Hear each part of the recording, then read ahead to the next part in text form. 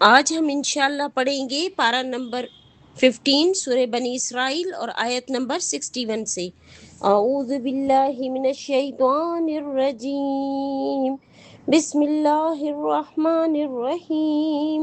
وَإِذْ قُلْنَا لِلْمَلَائِكَةِ اسْجُدُوا لِآدَمَ فَسَجَدُوا إِلَّا إِبْلِيسَ قَالَ أَسْجُدُ لِمَنْ خَلَقْتَ طِينًا قال أرأيتك هذا الذي كرمت علي لئن أخرتني إلا يوم القيامة لأحتنكن ذريته إلا قليلا۔ صدق اللہ العظیم۔ اعوذ باللہ من الشیطان الرجیم، بسم اللہ الرحمن الرحیم۔ رب اشرح لی صدری ویسر لی امری واحلل عقدۃ من لسانی یفقہوا قولی۔ رب زدنی علما، اللہم فقہنا فی الدین۔ اے اللہ ہمیں دین کی صحیح سوجھ بوجھ عطا فرما دیجئے۔ اللہم انی اسألک علما نافعا وعملا متقبلا ورزقا طیبا۔ اے اللہ میں تجھ سے نفع دینے والا علم، قبول ہونے والا عمل اور پاکیزہ رزق کا سوال کرتی ہوں، آمین۔ رب زدنی علما۔ اعوذ باللہ من الشیطان الرجیم۔ اس کا ترجمہ کچھ یوں ہے، آیت نمبر 61 سے لے کے 65 تک کا ترجمہ میں آپ کے سامنے رکھتی ہوں۔ اور جب ہم نے فرشتوں سے کہا کہ آدم علیہ السلام کے لیے سجدہ بجا لاؤ تو ابلیس کے سوا سب نے سجدہ کیا۔ اس نے کہا کہ کیا میں اس کو سجدہ کروں جس کو تو نے کیچڑ میں پیدا کیا؟ وہ بولا کہ تو دیکھ، یہ جس کو تو نے مجھ پر فضیلت دی ہے، اگر تو مجھے قیامت تک مہلت دے دے تو میں اس کی اولاد کو قابو میں کر لوں گا، مگر تھوڑے سے تو ان میں سے جس کو پھسلا سکے اپنی آواز کے ساتھ، اور چڑھا لایا ان پر اپنے سوار اور اپنے پیادے۔ چڑھا لا تو ان پر اپنے سوار اپنے پیادے، اور ان کو شریک بنا لوں گا اور اولاد میں، اور ان سے وعدے کر، اور شیطان ان سے فریب کے سوا کوئی اور وعدہ نہیں کرتا۔ بلا شبہ میرے بندوں پر تجھ کا کوئی تسلط حاصل نہیں ہوگا، اور تیرا رب کافی کارساز ہے۔ یہاں اس کا مطلب یہ ہوا کہ ان آیات میں جو ہے گمراہوں کی گمراہی کے اصل اسباب بتائے جا رہے ہیں، گمراہوں کے، تاکہ لوگ یہ جان لیں اور اسے پرہیز کریں کہ گمراہی کے اسباب سے پھر وہ دور رہیں۔ تو سب سے پہلی بات یہ ہے کہ ان کا جو پہلا دشمن ہے وہ ہے ابلیس، جو قیامت تک وہ جو ہے دشمنی جو ہے بندوں کے ساتھ قائم رکھے گا۔ ابلیس کی عداوت اور نافرمانی کا منشا کیا تھا؟ حسد تھا۔ یہ اس کی ہیڈنگ ہے، ابلیس کی عداوت اور نافرمانی کا منشا حسد تھا۔ ان آیات سے ہمیں صاف مل رہا ہے، نظر آ رہا ہے کہ ابلیس جو تھا مطلب مردود ہو کر بڑے غضبناک انداز میں آدم علیہ السلام کے مٹی سے پیدا ہونے کا ذکر کر رہا تھا کہ کیا میں اس کو سجدہ کروں جس کو تو نے مٹی سے پیدا کیا ہے۔ مٹی اس کے نزدیک کیا ہے؟ حقیر ترین اور ذلیل ترین چیز تھی، مگر اس نے یہ نہیں دیکھا کہ اس کے اندر جو الہی روح کس کی پھونکی گئی ہے۔ اصل تکریم اور تعظیم تو اس کی وجہ سے ہے، اسی لیے اس کے سامنے سجدہ کرنے کا حکم ملا، کیونکہ وہ اللہ کی روح ہے اس کے اندر، تو اللہ کے سامنے سجدہ کر جاؤ۔ تو انسان تو جسمانی لحاظ سے انسان تھا، لیکن اصل جو ہمارے اندر جو ہے وہ روح ہے، اور ہمیں اپنی روح کی حفاظت کرنی چاہیے، کیونکہ ہم سب کے اندر اللہ بستا ہے، اللہ کی صفات بستی ہیں ہم سب کے اندر۔ تو ہمیں پھر اس وقت کیا ہوا، پھر وہ بڑے غرور اور تکبر کے ساتھ انسان کی جو ہے سادگی اور قبولیت اور ذلالت کی فطرت کا ذکر کرتا ہے۔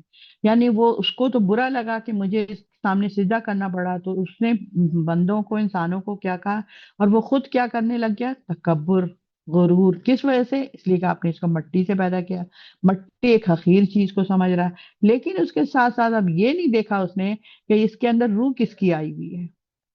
تو فرشتوں کو یہ بات سمجھ آ گیا اور اس نے سجدہ کر دیا۔ فرشتوں نے انسانوں کو سجدہ کیا ہے، اور ہم کہتے ہیں کہ فرشتوں کی کیا بات، تم تو بالکل فرشتہ بن گئی ہو۔ ارے فرشتہ تو بن جانا کوئی ایسی بات نہیں ہے، کیونکہ اس کو تو کوئی حکم اللہ نے دیا ہی نہیں ہے سوائے ایک آدھ حکم کے کہ بس میری تعریف کرو، اور ہمیں دنیا کے سارے جھنجھٹوں کے ساتھ لگا کر پھر اللہ تعالیٰ کہتا ہے کہ میری عبادت کرو۔ میری بندگی کرو، میرے بتائے ہوئے راستے پر چلو. تو یہ انسانوں کے لیے بہت مشکل کام ہے. اور باقی تو کسی ایک کو جو ایک ڈیوٹی ملی ہے اس کو تو کوئی مسئلہ ہی نہیں ہے، وہ تو صرف ایک ہی ڈیوٹی کرے گا. اور لیکن جس کو ہم سب کو 100 ڈیوٹیاں ملی ہوئی ہیں کہ تم نے یہ بھی کرنا ہے، تم نے نظام بھی نفاذ کرنا ہے، تم نے معاشرے کو، معاشرت کو، سیاست کو، ہر چیز کو کے اوپر تمہاری نظر ہونی چاہیے، اور دنیا کی ساری گندگی کو تم مٹاؤ گے. کیونکہ یہ تو کتابی شکل میں اور اللہ تعالیٰ نے اپنی کتاب کی شکل میں یہ بات بتائی نبی صلی اللہ علیہ وسلم کے منہ سے. اور اب میرے اور آپ کے منہ سے اللہ تعالیٰ یہ بات دوسروں کو سمجھائے گا کہ یہ کام غلط ہے، فیملی پلاننگ چھوڑ دو، فلانا گندگی کا کام مت کرو، شراب نشے کے قریب مت جاؤ، بھوکوں کو کھانا کھلاؤ. مطلب وہ ساری نیکیاں ہمیں اور آپ کو اب سنانا ہے. تو یہاں پر گم اس نے کیا کیا تھا؟ اس نے تکبر کیا تھا، غرور کیا تھا. تو اس وجہ سے وہ جو ہے نا اس نے انکار کیا. اب حسد کے ساتھ ساتھ غرور اور تکبر بھی ہے، یہ بھی ہیڈنگ ہے. حسد کے ساتھ ساتھ کیا ہے؟ غرور اور تکبر. ایک تو اس نے حسد کیا کہ بھائی اس کو آپ نے سجدہ کرنے کے لیے کہہ دیا، ہمیں جھکا دیا ان انسانوں کے سامنے. تو فرشتوں کو بھی تو جھکایا تھا، اور تم بھی تو پہلے کیا تھے تم. تو حسد کے ساتھ ساتھ غرور تکبر بھی ہے. ابلیس نے حضور حق میں انسان کی کمزوریوں کا ذکر بڑے فخر کے ساتھ کیا اس نے، کہ انسان تو ایسا ہے اور ایسا ہے اور ایسا ہے. اور کہا کہ ایک ذرا مہلت کی ضرورت ہے، پھر تو دیکھ کہ میں اس کا کیا حال کرتا ہوں. ابلیس نے کہا بس آپ تھوڑے دن کے لیے مجھے مہلت دے دیں، پھر دیکھیے میں ان بندوں کا کیا حال کرتا ہوں. اور اس نے کیا حال کر دیا. لیکن جو کون بندے کن لوگوں کا کیا اس نے حال ایسا خراب؟ کمزور بندوں کا، حقیر لوگ. معاذ اللہ جسے تو نے مجھ پر مطلب مزوز مکر مکرم کیا ہے، یعنی بنایا ہے مجھے گھٹیا اور اس کو بڑھا دیا ہے. یعنی مجھے تو آپ نے وہ بنا دیا اور انسانوں کا آپ نے اتنا بڑھا دیا. اگر تم مجھ کو قیامت تک کی مہلت دے دے تو میں اس کی اولاد کو، اس کی سارے لوگوں پر غالب آ کر رہوں گا. اس کی اولاد در اولاد در اولاد در اولاد، نسل در نسل کو میں اس کو بہکاتا رہوں گا. قیامت تک جو پہلی نسل سے شروع ہوئی آدم علیہ السلام سے لے کر قیامت تک جتنی نسلیں آئیں گی میں سب کو بہکاؤں گا. دیکھیے میں کیا حال کرتا ہوں. ان کی زمام کو اپنے ہاتھ میں لا کر اس کے معاملات پر مسلط ہو کر انہیں بال ضرور میں گمراہ کروں گا. بس آپ مجھے اختیار دے دیں کہ میں ادھر بھاگوں ادھر بھاگوں، ہر بندے کے پاس میں رہوں. تو کہتے ہیں نا کہ شیطان جو ہے وہ ہمارے خون میں دوڑ رہا ہوتا ہے، تو ہمیں ہر وقت برائی پر اکساتا ہے وہ، اور ہمیں تھپکیاں دیتا ہے، ہمیں سلاتا رہتا ہے نماز کے وقت میں، ہمیں بھلا دیتا ہے، ہمیں دوسرے کاموں میں الجھا دیتا ہے ہمیں. حتیٰ کہ اس نے کہا کہ میں آگے سے، پیچھے سے، دائیں سے، بائیں سے، ہر طرف سے اس کو بتاؤں گا، حتیٰ کہ میں اپنا نماز میں بھی اپنا حصہ نکال لوں گا. نماز بھی کیا پڑے گا، باتیں آپ سے کرے گا، دل دماغ میں اس کو کہیں اور لگا دوں گا. وہ تو زبان سے ایک رٹا پٹا جملہ بول رہا ہوگا، لیکن اس کو پتہ ہی نہیں کہ اللہ اکبر کا مطلب کیا بول رہا ہوں میں، سبحان ربی الاعلیٰ کا مطلب کیا بول رہا ہے وہ، تم کیا بول رہے ہو. اگر تمہیں ہر بات کا مطلب سمجھ آ جائے گی تو تمہاری تو نماز کتنی زبردست ہو جائے گی. تو پھر میرا حصہ کہاں گیا؟ تو میں ہر اچھے برے سب کو میں بہکاؤں گا. اور پھر اسی طرح انسان کی دو گونا گو. دیکھیے ابلیس نے انسان کی اس کمزور رگ پر ہاتھ رکھ کر اس میں برائی کی طرف مائل ہونے کی طرف موجود ہو گیا. یہ کہہ دیا کہ میں اسے اور اس کی اولاد کو سیدھی راہ سے بھٹکا دوں گا. ٹھیک ہے، لیکن شاید وہ یہ بھول گیا تھا کہ اس خبیث قسم کے جو عمدہ اس بات کو نظر انداز کر دیا اس نے کہ انسان میں نیکی کی استطاعت بھی موجود ہے. اگر تم بہکاؤ گے تو ضروری نہیں کہ ہم بہک جائیں. ہمارے اندر نیکی اور ہماری جو روح اللہ کے میرے اندر جو دوڑ رہی ہے، میری اللہ کی روح میرے اندر ہے، تو وہ اس کا کیا؟ پھر بچ بھی تو ہم سکتے ہیں اگر ہم چاہیں تو. جب وہ اپنی اس ہدایت اور خیر کی استطاعت کو بروکار لاتا ہے تو اللہ سے پھر وہ جڑ جاتا ہے، متسلسل ہو جاتا ہے، بہت بلند ہو کر گمراہی سے دور چلا جاتا ہے. انسان پھر بہت بڑا بن جاتا ہے اگر وہ اپنے نفس پر قابو کر لیا اور شیطان کے بات نہیں سنا ابلیس کی، تو وہ اپنے آپ کو بہت ہی زبردست مطلب وہ بنا لیتا ہے. اور پھر اس کے بعد انسان کے اندر وہ جو ہے نیکی آ جاتی ہے، اور اس کے بعد اور اشرف المخلوقات ہونے کا پھر عملی ثبوت دیتا ہے. اصل بات یہ ہے ہم سب اپنا اپنا جائزہ لے کر یہ دیکھیں کہ کیا ہم اشرف المخلوقات تو ہیں. ہم بہت خوش ہوتے ہیں کہ جی میں تو اشرف المخلوقات ہوں، میں تو سب سے اشرف ہوں. تمام اللہ تعالیٰ نے جتنی چیزوں کا خالق ہے اللہ، ان میں سب سے بہترین جو ہے وہ انسان ہے، اشرف المخلوقات ہے. تو ہم اس کا عملی ثبوت تو دیتا ہے ابلیس اس چیز کو نظر انداز کر گیا اور انسانی مخلوق کی یہی فضیلت تھی جس نے اسے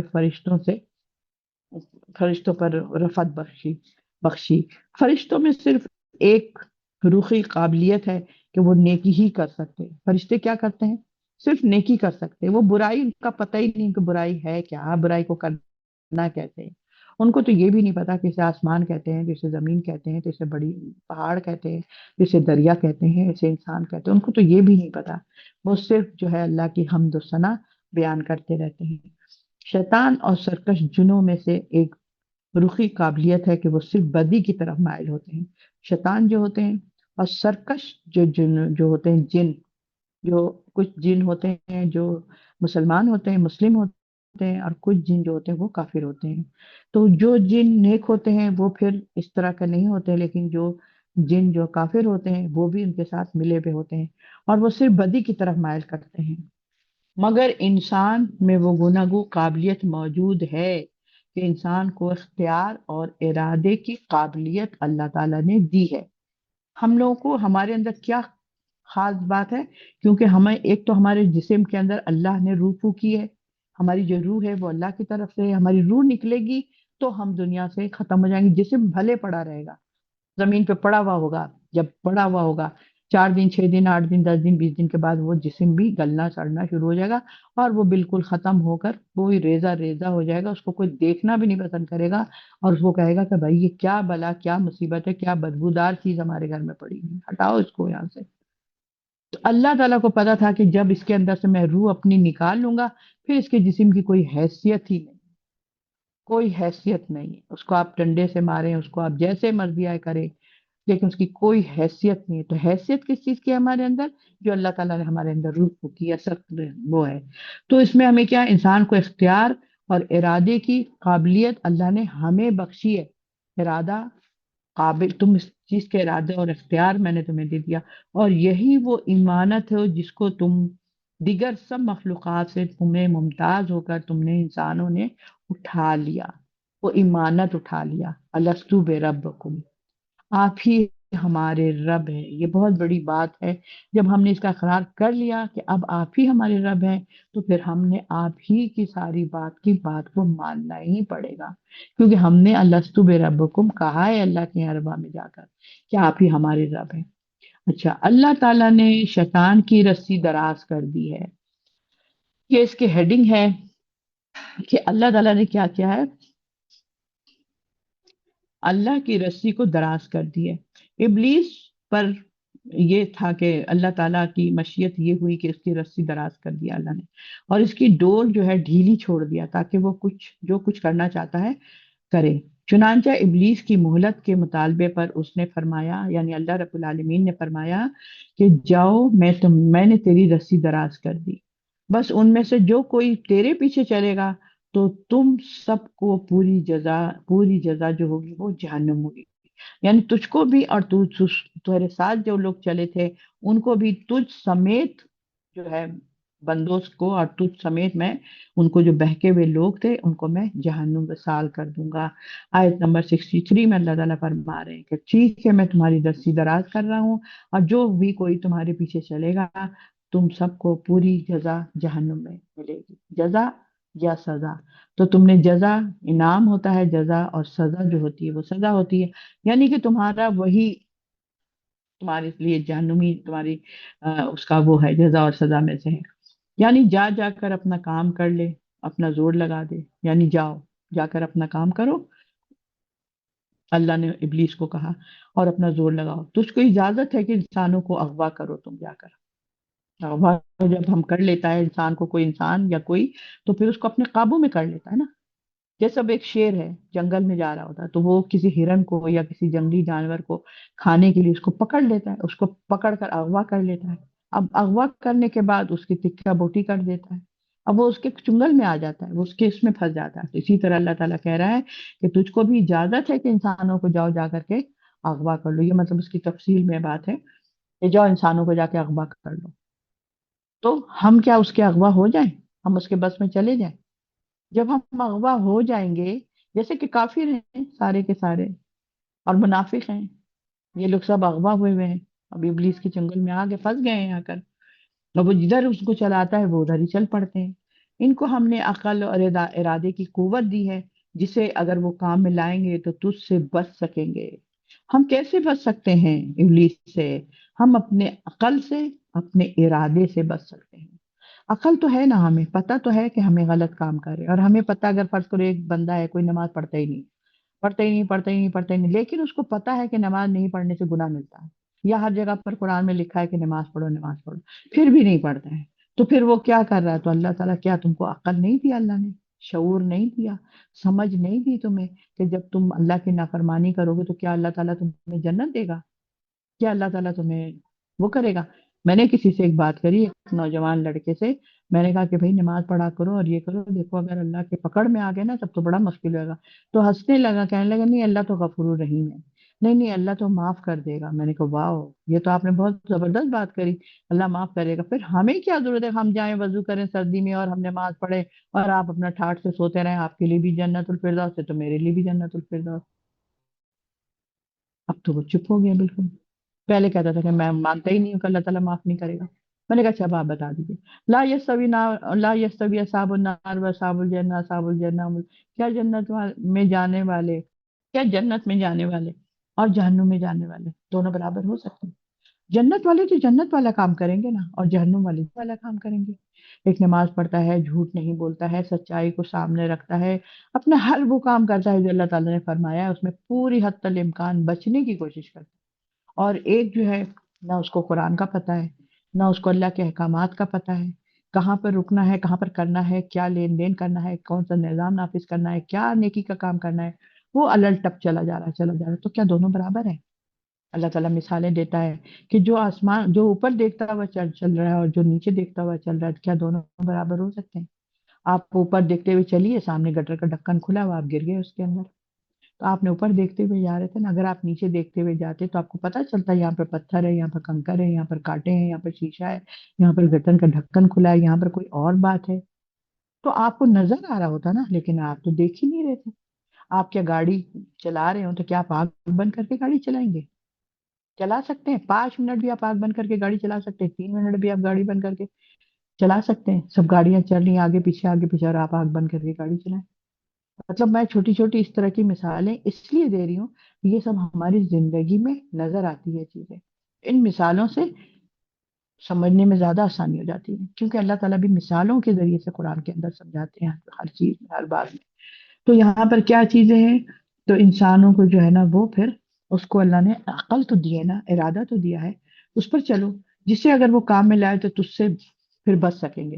اگر انسان عقل اور ارادہ، یعنی کہ ہمیں کس چیز سے، ہم کیسے بچیں گے شیطان سے؟ عقل سے استعمال کرو اور اپنا ارادہ مضبوط رکھو۔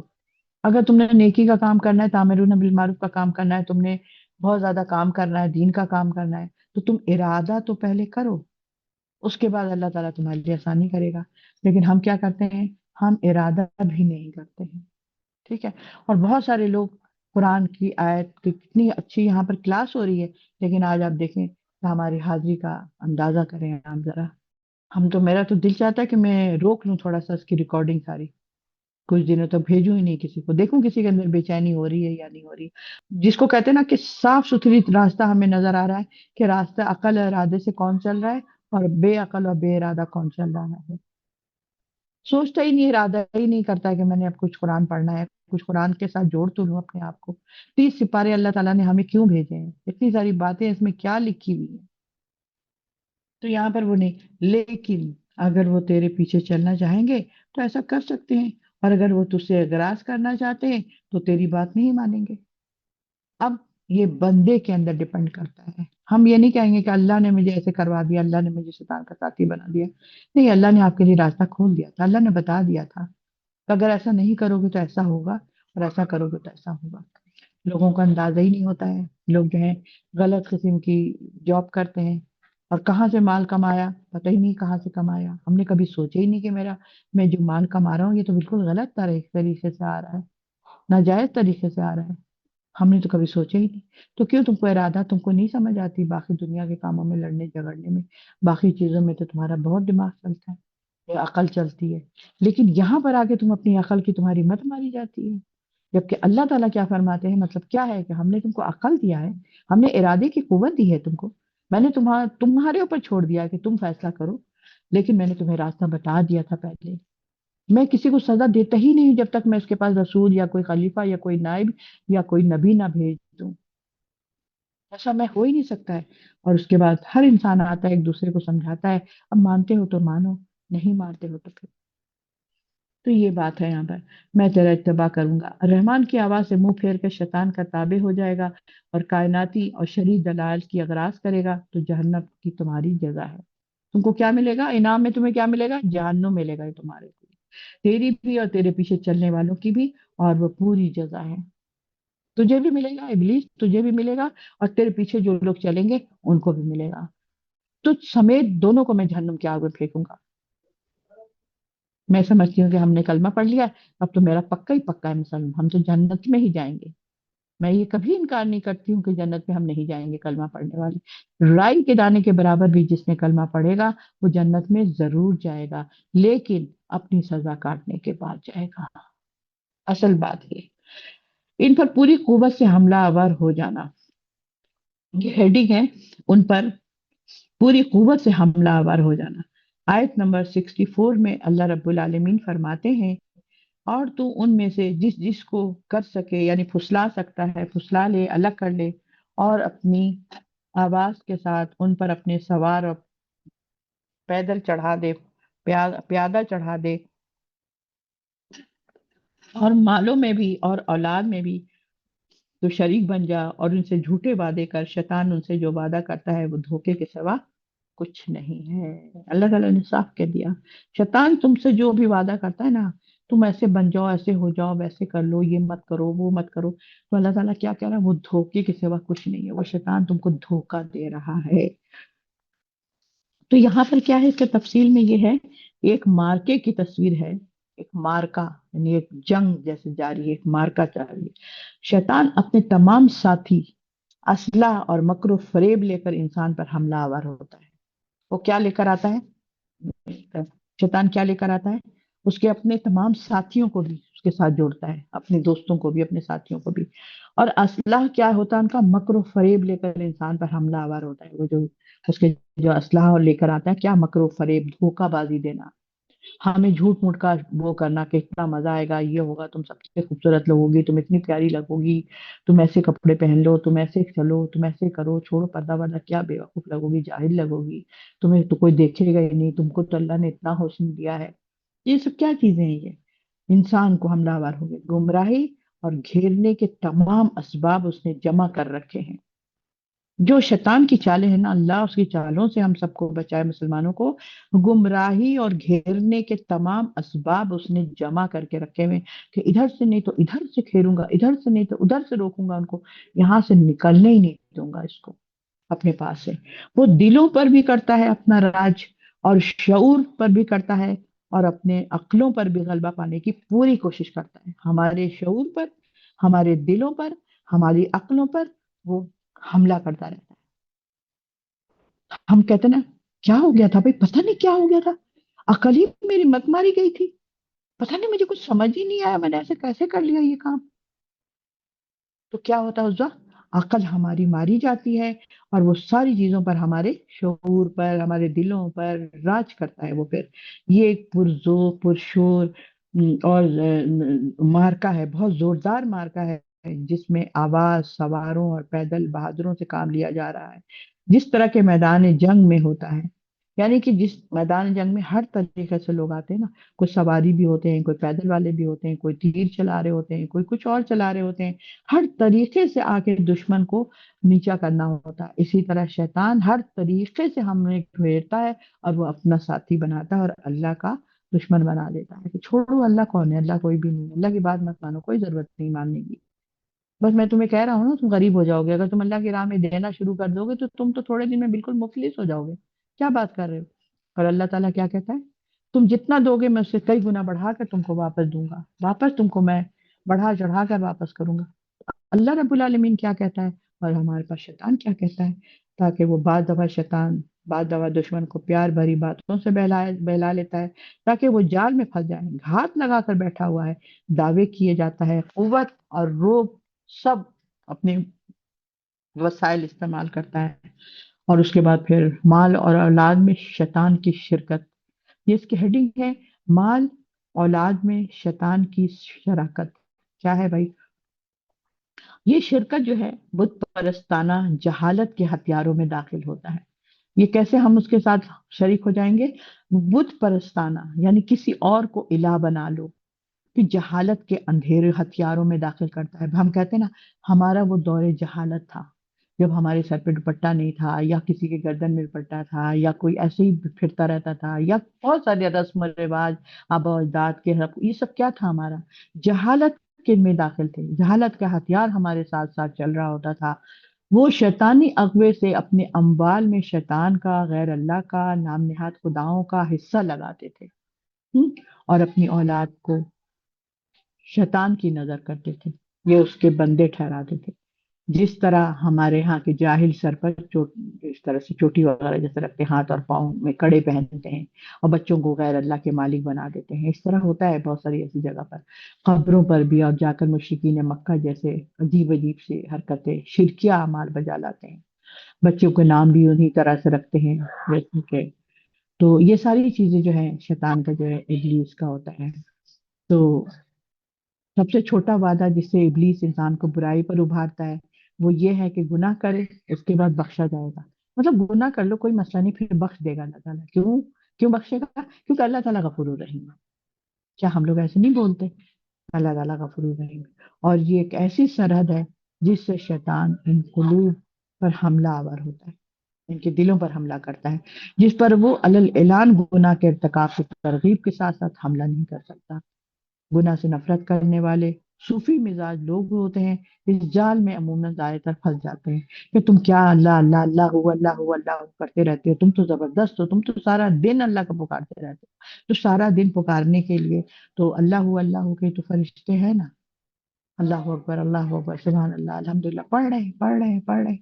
تمہارا کام تو ان ساری چیزوں کے ساتھ ساتھ چلنا ہے اور اللہ کے نظام کو نافذ کرنا ہے، اور المغفرت اور رحمت الہی کا جھانسا دے کر ان لوگوں سے وہ گناہ کا ارتکاب کرواتا ہے. ٹھیک ہے؟ تو یہاں پر یہ ساری چیزیں، لیکن میرے بندوں پر تیرا بس نہیں چلے گا.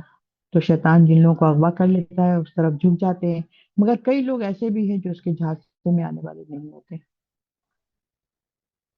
ان کو اللہ تعالیٰ نے میرے بندوں کی سے خطاب فرمایا کہ جو میرے بندے ہوں گے، میں جس میں ابلیس کے سوا اور پیادے داخل نہیں ہو سکتے. اور اس کے بعد بے شک میرے بندوں پر تیرا بس نہیں چلے گا اور تیرا رب کافی کارساز ہے. اللہ تعالیٰ فرما رہے ہیں بے شک جو میرے بندے ہوں گے، اللہ تعالیٰ ہم سب کو اپنا بندہ بنا لے کہ میں تیرے بس نہیں چلے گا اور تیرا رب کافی ہے کارساز. یعنی جو لوگ اس کے صحیح اور سچے اعتماد کرتے ہیں اور شیطانی اغوا اور ضلالت سے بچ جاتے ہیں، دل ان کے ساتھ متصل ہو جاتا ہے، وہ عبادت کے ساتھ اس کی طرف متوجہ ہونے کے نام سے سکون اطمینان پاتے ہیں. یعنی اللہ کی رسی کو مضبوطی سے تھام لیتے ہیں اور اللہ کے بتائے ہوئے راستے پر چل پڑتے ہیں. یہی وہ روح ہے جو نور ایمانی سے منور ہو جاتا ہے. یہی وہ روح ہے جو ایمان سے منور ہو جاتا ہے، نور ایمان سے منور ہو جاتا ہے. اللہ ہی اس کا کافی کارساز ہے اور وہ اس کے اعتماد کو زخمی نہیں کرتا ہے. ایسے ہی لوگ ہیں جن پر ابلیس کا تسلط نہیں ہوتا ہے، وہ ان کو نہیں قابو میں کر سکتا ہے. جو لوگ اللہ کے نور سے روشنی پا لیتے ہیں، اللہ کے نور کے لیے دعائیں مانگا کریں. صبح صبح فجر کے وقت جب آپ لوگ اٹھتے ہیں، دیکھتے ہیں کہ کیسا اندھیرا چھایا ہوا ہوتا ہے، اور دیکھتے ہی دیکھتے کیسی صبح کی چیزیں نظر آنی شروع ہو جاتی ہیں. آسمان، پہاڑ، سمندر، گھاس، ہر چیز نظر آنی شروع ہو جاتی ہے.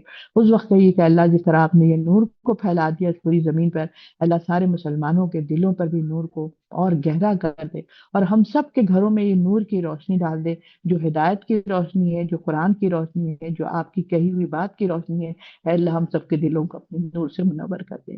یہ ضرور ضرور دعا مانگا کرے جب بھی اندھیرے سے روشنی کی طرف آئے، ضرور دعا مانگا کرے کہ اللہ ہمیں نور کی روشنی دکھا دے، اللہ اپنے قرآن کی روشنی دکھا دے، اللہ اپنی روشنی دکھا دے، تاکہ اور ہمیں شیطان مردود سے ہم سب کو بچا لیجیے رب العالمین.